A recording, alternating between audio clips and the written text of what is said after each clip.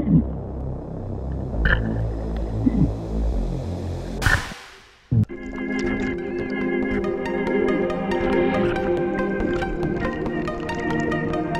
back again guys sa ating panibagong episode. Ngayong araw guys, medyo kumalma yung habagat dito sa lugar namin. Pero hindi pa rin tayo nakakadayo kasi malakas yung alon sa kabilang barangay. Kaya dito pa rin tayo sa favorite spot natin. Tsaga-tsaga lang muna tayo dito. Sa mga bago pa lang sa channel ko, mag-subscribe kayo para lagi kayong updated sa mga ganitong video na ilalabas ko. Maraming salamat po. Pagkarating ko sa spot guys, since nakaload na ako ng spear gun dito, ito yung unang drop natin ngayong hapong ito.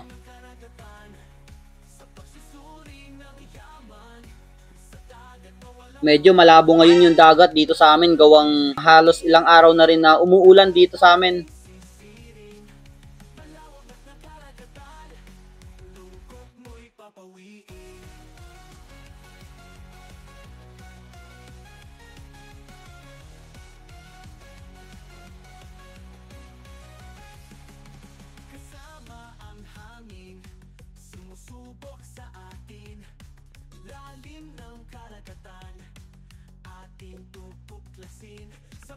At pagkapesto ko dito guys, nakita ko naman yung mga dalagang bukid nandyan sa unahan natin. Kaya abang-abang tayo kung anong lalapit sa atin.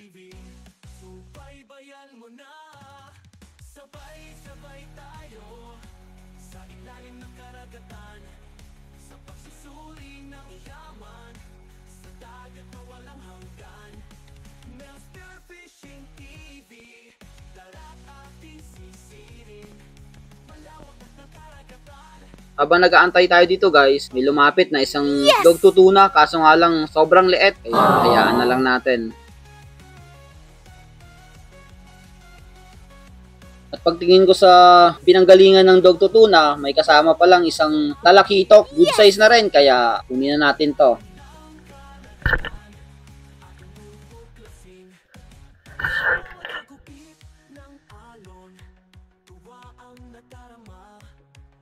Etong ganitong klaseng talakitok guys is napakasarap.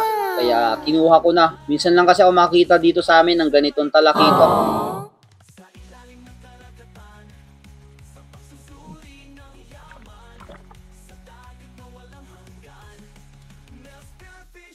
A couple of dives na rin ang nagawa ko dito guys at medyo dumidilim na yung ilalim. Wala talagang nagpapakitang malalaki ngayon, madalang. Kaya lumipat ako dito ng ibang pwesto. Nagbabaka sakali tayo ditong makahuli pa or makakita tayo ng ibang isda.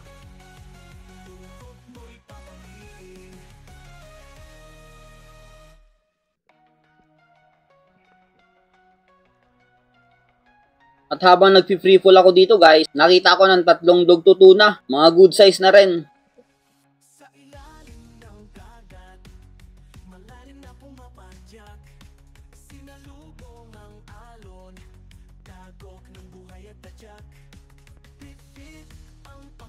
Buti na lang pagkapwesto ko dito, bumalik ka agad. Mukhang curious sa gwapong ito. Kaya pagka-close ko ng distance dito sa isa at na-meet ko yung gap, tinira ko na to.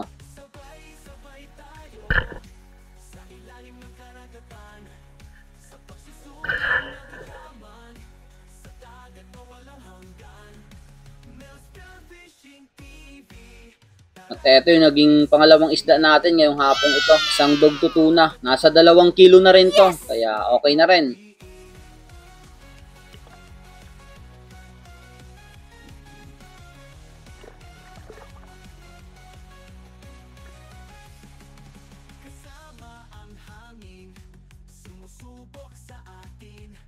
Another dive tayo. Dito guys, paiba-iba ako ng pwesto. Mag-i-stay sa isang spot. Wala na talagang nagpapakita. Kaya naghahanap tayo ng kung saan merong bait. Doon ako nagda-dive.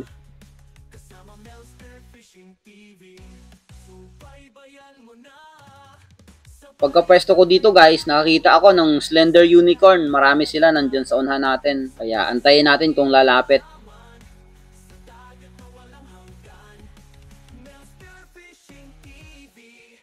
At buti na lang itong isa, curious na curious sa poging ito. Kaya pagka-close ko ng gap, tinira ko na to.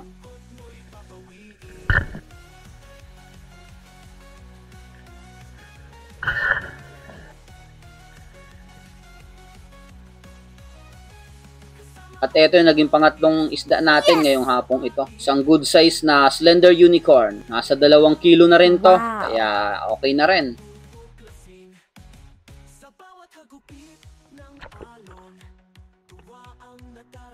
Makalipas pa ang ilang oras guys, madilim na yung ilalim at eto na yung last dive ko ngayong hapong ito. Nagbabaka sakali tayo madagdagan pa yung mga huli natin.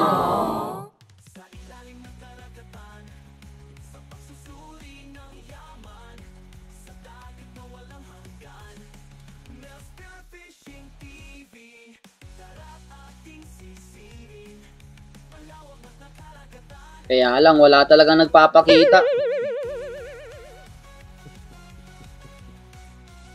Paglingon ko ulit sa kaliwa ko, nakita ko ng trigger fish. Napakalapit na sa akin, kaya inuha ko na to.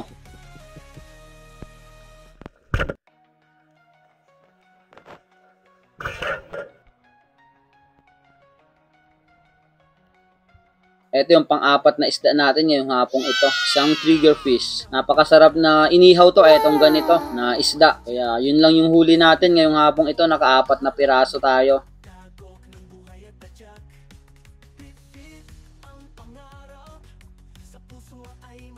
Pagdating ng umaga guys, dive ulit ako. Try ulit nating mana. So ganun talaga dito sa dagat. Tiyagaan lang talaga kung mangingisda ka. O minsan talaga walang huli.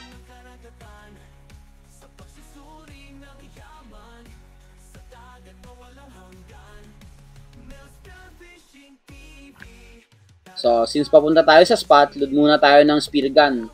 Para along the way, makikita man tayo ng isda, ready na to spear it. And spear gun loaded. Let's go. Ito yung unang drop natin ngayong umagang ito. Dito lang ako nag-drop sa mababaw na area. Since nakita ko yung mga bait dito, nagkukumpulan.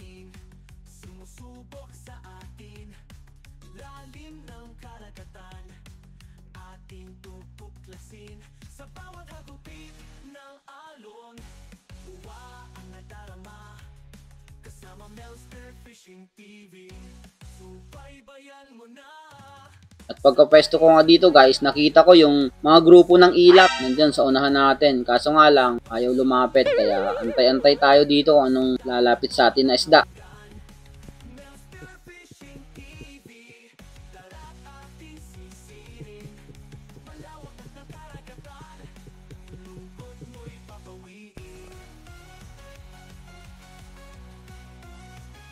Dito guys, pagkatingin ko sa kanan ko, biglang humawi yung mga isda, yung mga bait. It means na may paparating sa akin na malaking isda. Kaya antayin natin.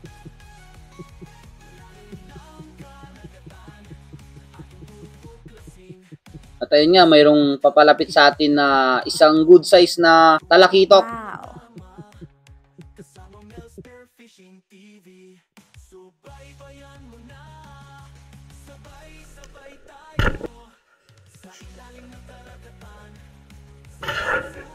At ayun, napakaganda yung patama natin sa isdang ito na stone shot, hindi na nakagalaw.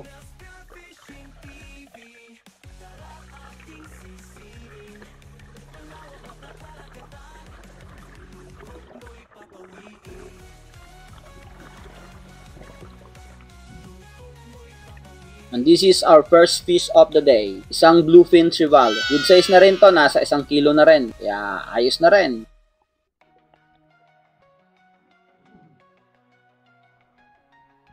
So, madalang talaga yung malalaki ngayon. Pero tiyaga-tiyaga lang tayo.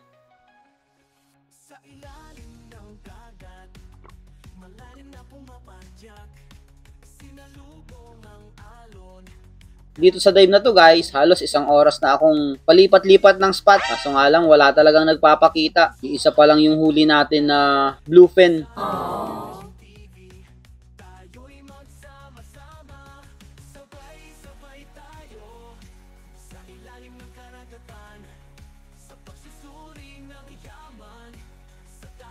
Dito habang nagpi-free pool ako guys, hindi ko agad napansin itong napakalaking grouper. Naunahan kasi niya ako ng kita kaya nakaka-camouflage ka agad siya. Kaya hindi ko agad napansin sa may bato.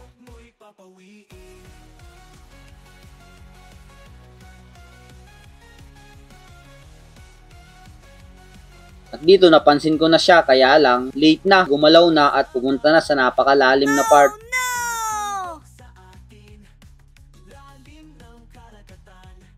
Sayang, ang laki pa sana nun. Nasa around 10 kilogram siguro yon. Kaya hindi ko na pinilit. Ang lalim na kasi. So, another dive tayo dito guys. Ganun pa rin yung ginagawa ko. Palipat-lipat ako ng spot.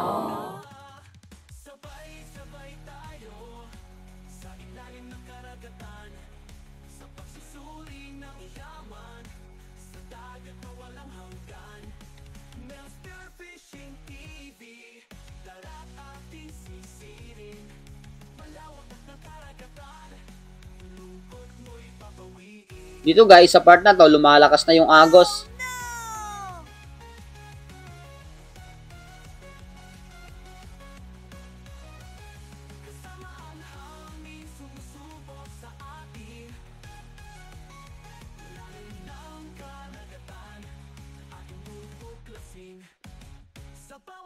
Habang naghahanap ako dito ng isda, eto may nakita akong isang grouper ulit. Kaso nga lang, nandun sa malalim.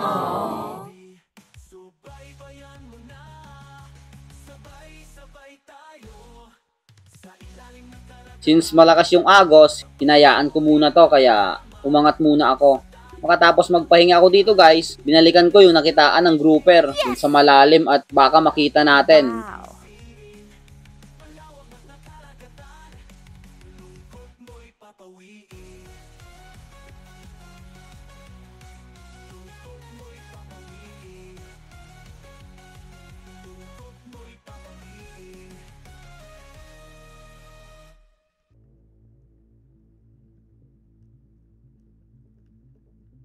At dito guys, napansin ko na yung grouper.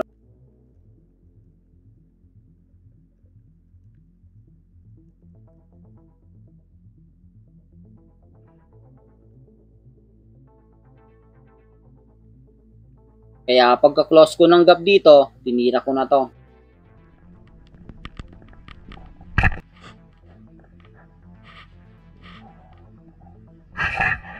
At medyo napasama pa yung tama ko dito sa isdang ito. Ang sinisisid ko dito guys is nasa 30 meters yung lalim. Medyo malalim to. Buti na lang hindi sinabit ng isda yung line ko. Mabilis kong naangat since maliit lang naman na grouper.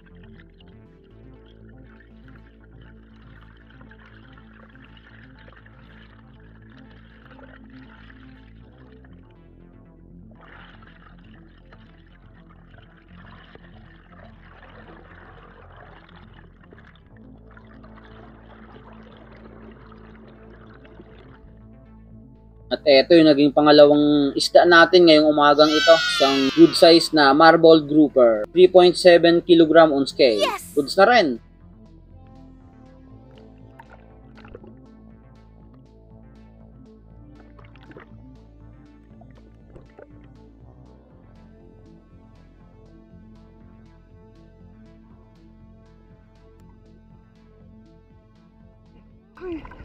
Thank you Lord. Ay. Wala, napakalalim na. Siguro about ano yun, nagpas ng 30 meters. Ito lang, nahuli pa natin. Thank you Lord. 9:27 na. Pangalawang huli pa lang natin. Okay lang, ganun talaga dito sa dagat. Thank you Lord. Pagkatapos kong mahuli itong grouper guys, umuwi na rin ako since nalobat din yung camera ko. Nakahuli pa naman ako ng isang isda, good size na rin na dog to tuna, pang ulam. So ayun guys, kauwi ko lang dito sa bahay. Nalobat yung camera ko. Hindi na ako nakapag-video nung pag-uwi ko. Halos isang oras yung langoy ko papunta dito. Layo nung narating ko kanina. Buti lang may nahuli pa natin yung isang grouper. So ito yung huli natin. Yung unang bluefin chevale. Saka itong grouper. Sayang yung isang grouper, malaki sana. Hindi ko kaagad napansin. Naunahan ako ng ano niya, pagkulay. Kaya hindi ko kaagad siya napansin. Ang laki sana yun, mga 10 kilo. Eto, hindi ko na na-videohan. Pang ulam na lang. Kumuha ako ng pang ulam. Dito malakas pa rin yung habagat. Dito sa amin ayun, umuulan pa. Ayun, ang lakas ng habagat pa dito. Kaya hindi ako makadayo sa ibang barangay. Kaya tsaga-tsaga lang muna tayo dito sa malapit sa bahay na spot. Okay pa rin yung dive. At least may isa pa rin nahuli tayo. Benta ulit natin to.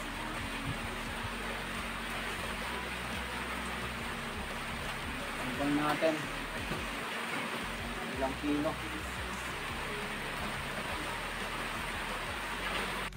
So ayan. Yung grouper natin is 3.7. Okay na rin. Ayun, pag ano natin, pag ahon, umulan na. At lumakas na talaga yung hangin. Saka yung alon, namumuti na. Pag hindi pa tayo nakaahon at nabutan tayo ng ulan, baka mabasa tayo. Buti na lang nandito na tayo sa bahay. Yung bluefin natin, timbangin natin rin. Ito, pang ulam na lang to. Isang kilo. Yung bluefin, 1 kilo. Bus na rin. May 200 din tayo dito. Hanap muna ako ng buyer neto. Ayan, madilim na talaga dito. Maula pa rin, habagat. Gawa ng bagyo. So ayun guys, hatid ko muna itong isda. Meron na akong nakitang bibili. Ayan yung dalawa. Yung bluefin saka itong grouper. Shoutout nga pala kay Sadam, Kayadong Family, Carmela Saludar, Roy Fampo, Bud's Adventure Channel, Leo Dagat, Danilo Adalem, Chad's Friends Adalem, Aldrin Encio, Nexon Etson, Infinity Outdoor Quest, Den Fast, Robert Rama, Rafi Bantilan, Rosana Villahermosa, Bea Lopez, Alan Tingala, Ruel Suay Bagyo, Boyet Villacorte, Jolios Nadura, Davao de Oro Spiro, Julito Cuesta, Ray TV, Kafana TV, Fulas Family, Danilo Hernando, Pisos Daniel Mutya Family, Isidro Leyte Sfiro, Sol Empinado, Rosinel Delfino Ferrater, Niño Dibuanyan, Mualval Sfiro, Polgom Os, Sundalong Spiro, John Vincent Ilyagas, RJM, Kevin Givertas, Pancho Pantino, Eric Jimenez, Lito Honrovia, Dennis De La Cruz, JJ Villarta, June 3rd Niel Jenny, Jocelyn Guerrero, Den Fas, Vicente Villavito, Fernando Lacasandili, Marks for Fishing Life, Richie Bislig. Maraming salamat po sa inyong lahat. Ayun guys, nabenta na natin yung isda. Yung 2 piraso, yung bluefin saka yung grouper, 4.7 lahat. Kilogram on scale. Times 200 natin, may 940 din ako nakita ngayong araw na ito. Maula pa rin dito sa amin. Ito, nandito kami sa taas. Ayun yung dagat. So habagat pa rin dito. Nandito yung bahay ko. Dito, kagubatan dito. So hanggang dito lang muna guys. Hanggang susunod nating episode. Maraming salamat po sa inyong lahat. God bless you all po.